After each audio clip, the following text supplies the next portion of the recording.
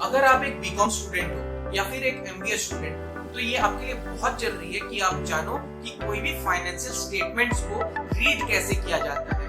तो इन सारे वीडियोस में हम आपको ये सिखाएंगे कि फाइनेंशियल स्टेटमेंट्स को रीड करके किसी भी कंपनी का करंट स्टेटस आप कैसे बता सकते हो। इन सारे वीडियोस को हमने 15 मिनट्स वीडियोस में ब्रेक किया है ताकि आपके लिए सीखना बहुत ही ज्यादा इजी हो।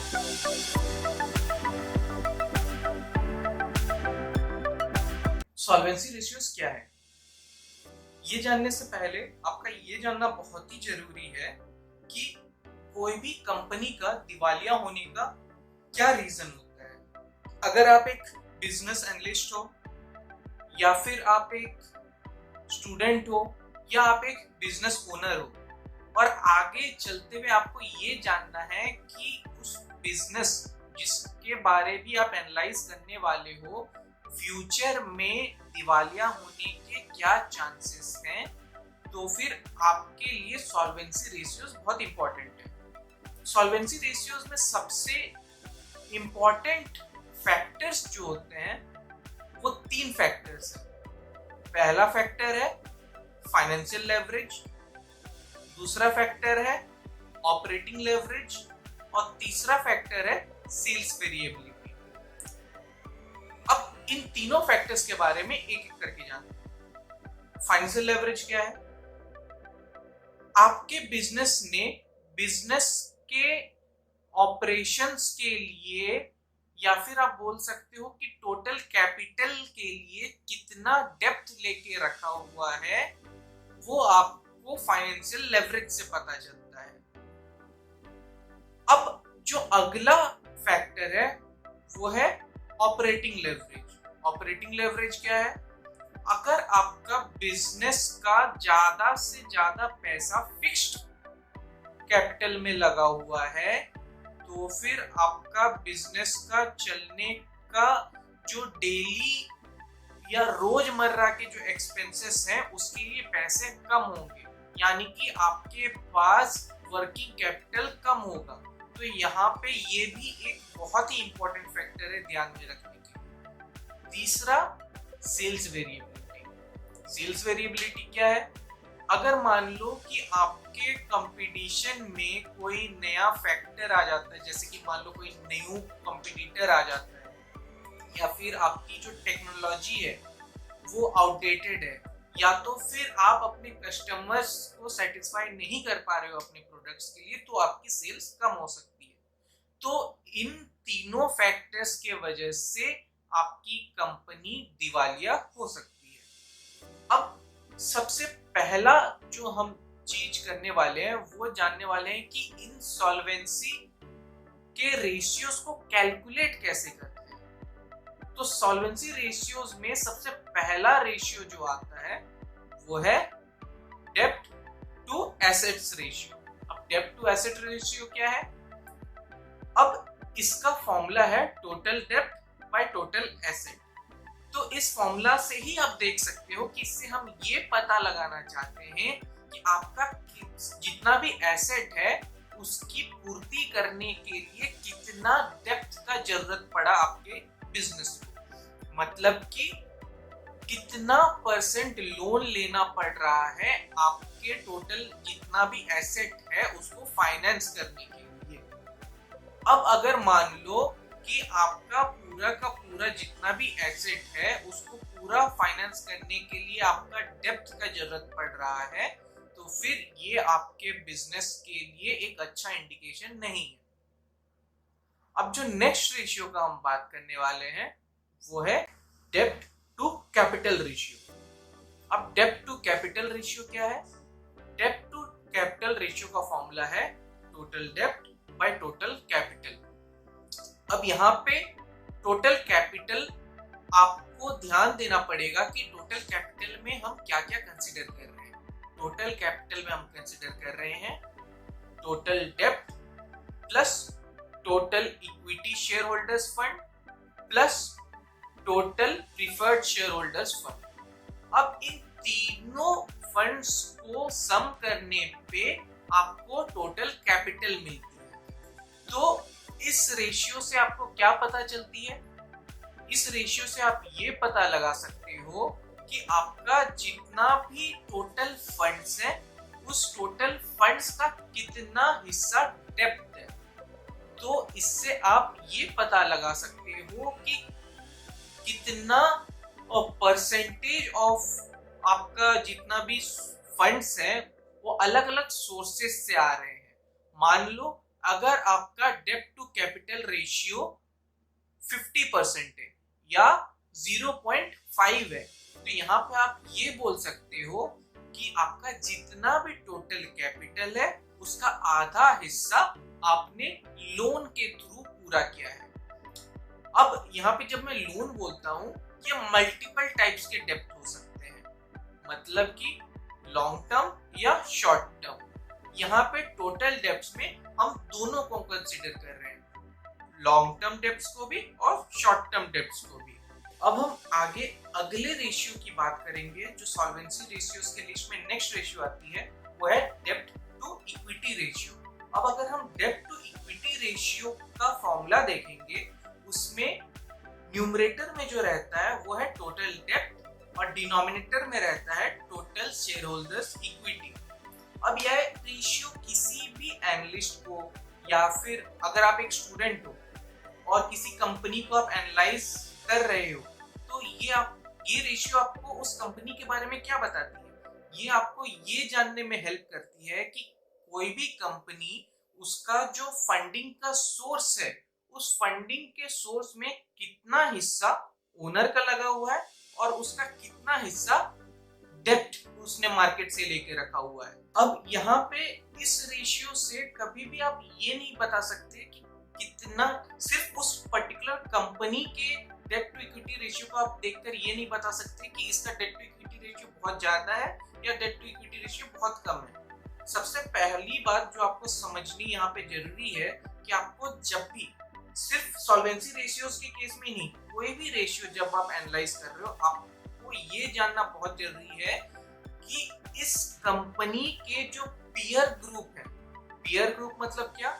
सेम लाइन ऑफ बिजनेस, मतलब कि ये कंपनी जिसको आप एनालाइज करने वाले हो, सेम इसी टाइप की बिजनेस और कौन सी कंपनीज करती है। अब उन कंपनीज की एवरेज उस रेशियो की क्या है? अगर ये रेशियो जो कंपनियों को आप एनालाइज कर रही हो, उसके लिए ये रेशियो बाकी पीयर ग्रुप के रेशियो के कंपैरिजन में अच्छा शो करता है, तो मतलब आपकी कंपनी अच्छी परफॉर्म कर रही है।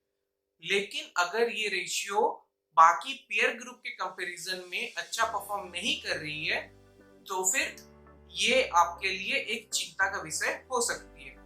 तो यहाँ पे रेशियोज की जब भी हम बात करेंगे, ये आपके लिए जानना बहुत जरूरी है कि हमेशा पीयर ग्रुप के कंपैरिजन में ही आप रेशियोज को एनालाइज कर सकते हो कि मतलब कोई रेशियो अच्छा है या बुरा है।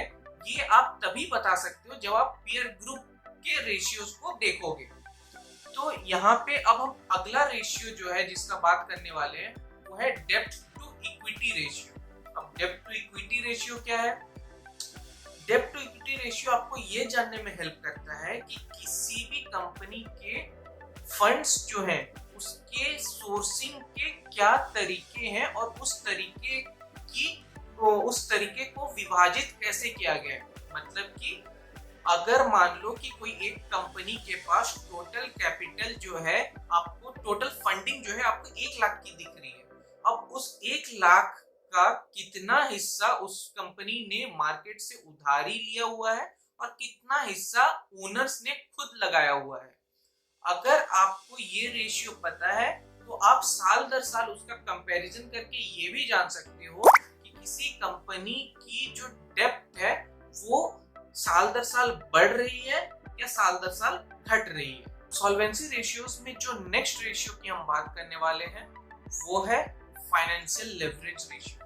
ये बहुत ही इंपॉर्टेंट रेशियो है। इसका फॉर्मूला क्या है? Average total assets divided by average total equity. अब यहाँ पे एवरेज टोटल एसेट्स या फिर एवरेज टोटल इक्विटी को कैलकुलेट कैसे करते हैं, ये जानना बहुत जरूरी है। तो आपको क्या करना है, बैलेंस शीट में जाना है और बैलेंस शीट में साल का स्टार्टिंग का बैलेंस देखना है और साल के एंड का बैलेंस देखना है। यानी कि जब मैं बात करता हूँ एवरेज टोटल एसेट्स की, तो at the end of the previous years balance sheet आपका कितना टोटल एसेट्स था और at the end of the इस ईयर का बैलेंस शीट में आपका कितना टोटल एसेट्स है, इन दोनों का सम डिवाइडेड बाय 2 करेंगे तो आपको एवरेज टोटल एसेट्स मिलेगा। सिमिलरली एवरेज टोटल इक्विटी के लिए भी आपको वही करना है। लास्ट ईयर की बैलेंस शीट को आपको रेफर करनी है, उसके बैलेंस शीट में जो टोटल इक्विटी था वो लेना है और इस साल के एंड में जो टोटल इक्विटी है वो लेना है और इन दोनों का सम करके डिवाइडेड बाय 2 करना है। इससे आपको एवरेज टोटल इक्विटी मिल जाएगी। अब ये रेशियो का यूज क्या है? अब ये रेशियो अगर ज्यादा है कंपेयर टू पीयर्स तो फिर ये आपको इंडिकेट करता है कि आपकी कंपनी की डेप्थ बहुत ज्यादा है। अब एक चीज आप बोलोगे यहाँ पे कि आपने इस फॉर्मूला में डेप्थ का यूज तो किया ही नहीं है, लेकिन यहाँ पे आप ये पता लगा सकते हो अगर आपका फाइनेंशियल लेवरेज ज्यादा है तो इसका मतलब क्या हुआ, आपका डिनोमिनेटर बहुत छोटा है, न्यूमरेटर आपका ज्यादा होगा, डिनोमिनेटर आपका कम होगा। डिनोमिनेटर में आपका क्या है, इक्विटी। अगर आपका इक्विटी जो है लास्ट ईयर के कंपैरिजन में इस ईयर आपका फाइनेंशियल लेवरेज आपका अगर इंक्रीज होता है, इसका ये मतलब हुआ कि आपका न्यूमरेटर लास्ट ईयर के कंपैरिजन में या तो ज्यादा हुआ है या फिर लास्ट ईयर के कंपैरिजन में इस ईयर आपका जो डिनोमिनेटर है वो कम हुआ है। अगर आपका डिनोमिनेटर जो है और लास्ट ईयर के कंपैरिजन में इस ईयर कम होता है, जो कि एवरेज टोटल इक्विटी है, इसका ये मतलब होता है कि आपका जो डेप्ट का पोर्शन है वो इंक्रीज हुआ है। ये हमने कैसे पता लगाया? टोटल कैपिटल में 2 हिस्से होते हैं, जैसे कि हमने पहले बताया था, एक हिस्सा इक्विटी का, दूसरा हिस्सा डेप्ट का। अगर मेरा इक्विटी का हिस्सा कम हो रहा है, इसका ये मतलब हुआ कि मेरा डेप्ट का हिस्सा इंक्रीज हो रहा है और ये एक अच्छा इंडिकेशन नहीं है किसी भी बिजनेस के लिए। अब सॉल्वेंसी रेशियोज की सीरीज में अब जो नेक्स्ट रेशियो आता है उसका नाम है इंटरेस्ट कवरेज रेशियो। अब इंटरेस्ट कवरेज रेशियो क्या है? इंटरेस्ट कवरेज रेशियो आपको हेल्प करेगा ये जानने में आपने जितना भी डेप्ट लिया है उसका जो इंटरेस्ट पेमेंट करना है, क्या उसका इंटरेस्ट पेमेंट आप अपने बिजनेस का ऑपरेशन से जो गेन्स हो रहे हैं उससे कर पा रहे हो या नहीं। तो इसका फॉर्मूला क्या होगा? इसका फॉर्मूला है एबिट बाय इंटरेस्ट पेएबल। अब एबिट क्या है? एबिट का फुल फॉर्म है earnings before interest and tax. तो सबसे पहले आपका ये जानना जरूरी है कि आप एबिट कैसे निकालते हो। तो सबसे पहले आप ग्रॉस प्रॉफिट से अपना जितना भी सेलिंग एक्सपेंसेस है, सेलिंग्स एंड एडमिनिस्ट्रेटिव एक्सपेंसेस है, उसको माइनस करोगे तो आपको एबिट मिलेगा। अब ये जो एबिट है इसमें इंटरेस्ट एंड टैक्स वाला जो अमाउंट है वो भी ऑलरेडी इंक्लूडेड है। अब इसमें से आप इंटरेस्ट वाला पोर्शन को अगर माइनस कर दोगे तो आपको ईबीटी मिलेगा, अर्निंग्स बिफोर टैक्स। अब एक बार आप अर्निंग्स बिफोर टैक्स में से टैक्स के पोर्शन को भी रिमूव कर दोगे तो आपको पैट मिलेगा, या फिर आप बोल सकते हो आपका नेट प्रॉफिट। पैट क्या है? Profit after tax. अब सॉल्वेंसी रेशियोज के सीरीज में जो नेक्स्ट रेशियो की बात करने वाले हैं उसका नाम है डेब्ट टू एबिटदा, EBITDA। न्यूमरेटर में हम लेंगे टोटल डेब्ट और डिनोमिनेटर में हम लेंगे एबिटदा। अब ये एबिटदा को हम क्यों ले रहे हैं यहाँ पे डिनोमिनेटर में? क्योंकि ये आपको ज्यादा एक्चुअल पिक्चर दिखाता है आपके कंपनी के सॉल्वेंसी का। मतलब इस एबिटदा में आपका depreciation and amortisation already included है, इसको हम रिमूव नहीं कर रहे हैं। तो फिर इसके क्योंकि ये नॉन कैश एक्सपेंसेस है तो इसे हम बिना रिमूव के चेक करना चाहते हैं कि एक्चुअल में आपकी कंपनी का सॉल्वेंसी कितना है। तो अगर आपका डेब्ट टू एबिटदा कम है तो ये आपका इंडिकेट करता है कि आपका कंपनी अच्छा परफॉर्म कर रहा है, लेकिन कम है ये आप कैसे बोल सकते हो? ये आपको कंपेयर करना होगा अपने कंपनी का परफॉर्मेंस लास्ट ईयर के कंपैरिजन में। यानी कि अगर लास्ट ईयर के कंपैरिजन में इस ईयर आपका डेब्ट टू एबिटा कम हो रहा है, इसका मतलब कि आपका जो अर्निंग्स है या तो वो बढ़ रहा है या तो आपका जो डेब्ट है वो कम हो रहा है। इन बोथ द केसेस ये आपके लिए अच्छी बात है। अब जो अगला रेशियो है वो है fixed charge ratio. Fixed charge ratio का यूज हम क्यों करते हैं, पहले हम ये समझते हैं। फिक्स्ड चार्ज रेशियो में हम ये जानना चाहते हैं कि कहीं पे ये जो कंपनी है उसने अपना ज्यादा से ज्यादा एसेट्स जो है वो लीज पे तो नहीं ले रखा है। तो अगर आप देखोगे इस फॉर्मूला को, ये बहुत हद तक सिमिलर है इंटरेस्ट कवरेज रेशियो से। इंटरेस्ट कवरेज रेशियो का क्या फॉर्मूला था? EBIT divided by interest payments. और फिक्स्ड चार्ज रेशियो का क्या फॉर्मूला है? EBIT plus lease obligations divided by interest payments plus lease obligations. तो अगर आपकी कंपनी ने ज्यादा से ज्यादा एसेट्स को लीज के फॉर्म में ले रखा है तो ये रेशियो से आपको उसका पता चल जाएगा। ये कौन सी कंपनीज में ज्यादातर होती है? जहां पे वो मशीन्स हैवी होती हैं, जैसे कि एयरलाइंस में कंपनीज क्या करती हैं, वो ज्यादा से ज्यादा जो फ्लाइट्स हैं वो लीज पे लेके रखती हैं। इसके वजह से आपको पता चल सकता है कि उस कंपनी ने लीज पे अपने ज्यादा से ज्यादा एसेट्स को लेकर तो नहीं रखा है। अगर आप आगे भी चाहते हो कि हम आपके लिए फाइनेंस रिलेटेड और ज्यादा वीडियोस लेके आए जिससे कि आप फाइनेंशियल स्टेटमेंट्स को रीड करना सीख सको, वो भी फ्री ऑफ कॉस्ट, आपको लाइक एंड सब्सक्राइब करते रहना चाहिए।